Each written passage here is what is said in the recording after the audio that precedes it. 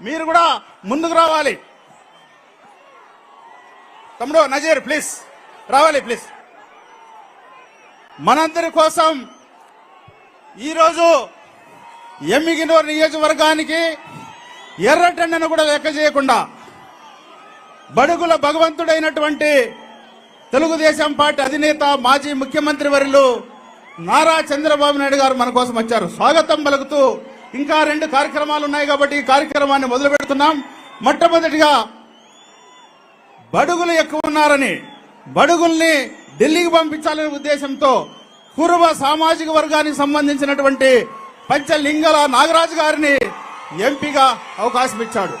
ఇప్పుడు పంచలింగాల నాగరాజు గారిని మాట్లాడవలసిగా కోరుతున్నాను.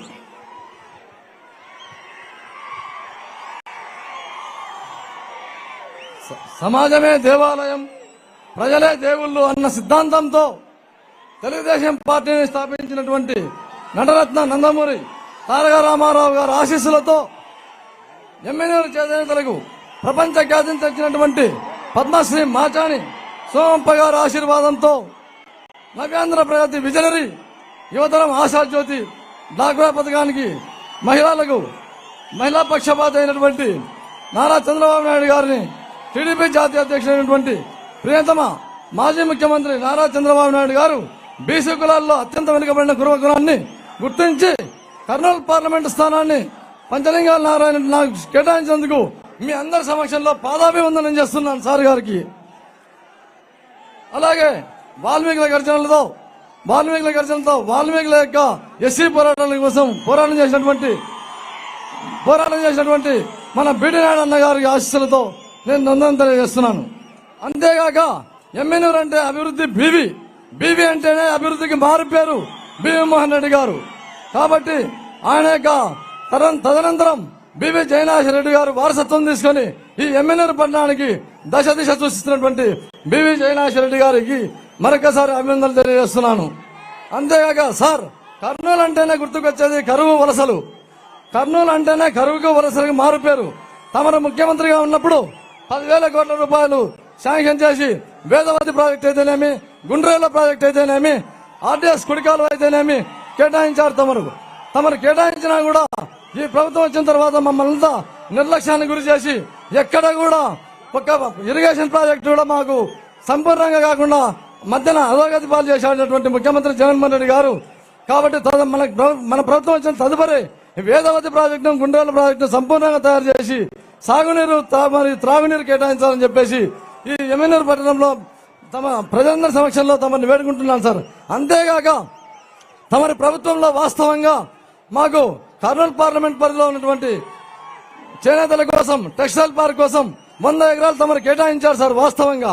కానీ జగన్మోహన్ రెడ్డి పరిపాలన వచ్చిన తర్వాత ఇక్కడ ఎమ్మెల్యేలు ఆ 100 ఎకరాల స్థలాన్ని ఒక రియల్ ఎస్టేట్ గా మార్చి జగనన్న స్మార్ట్ సిటీ అని చెప్పేసి పెట్టేశారు. ఇది చాలా అన్యాయం. ఎందుకంటే మన గవర్నమెంట్ లో చంద్రబాబు సార్ గారు టెక్స్టైల్ ఇండస్ట్రీ కోసం పెట్టినటువంటి ఆ 100 ఎకరాలను తిరిగి తీసుకుని ఆ స్థానాన్ని మీరు తమరు ఎట్టి పరిస్థితుల్లో టెక్స్టైల్ పార్క్ ఏర్పాటు చేయాలని చెప్పేసి సవినయంగా కోరుకుంటాను సార్. అంతేగాక కర్నూలులో ఉన్నటువంటి జనరల్ హాస్పిటల్ ను ఎయిమ్స్ స్థాయిలో డెవలప్ చేయాలని చెప్పేసి నేను కోరుకుంటాను సార్. వాస్తవంగా తమరు క్యాన్సర్ యూనిట్ ని కేటాయించారు సార్. మొన్న ఎలక్షన్ల సందర్భంగా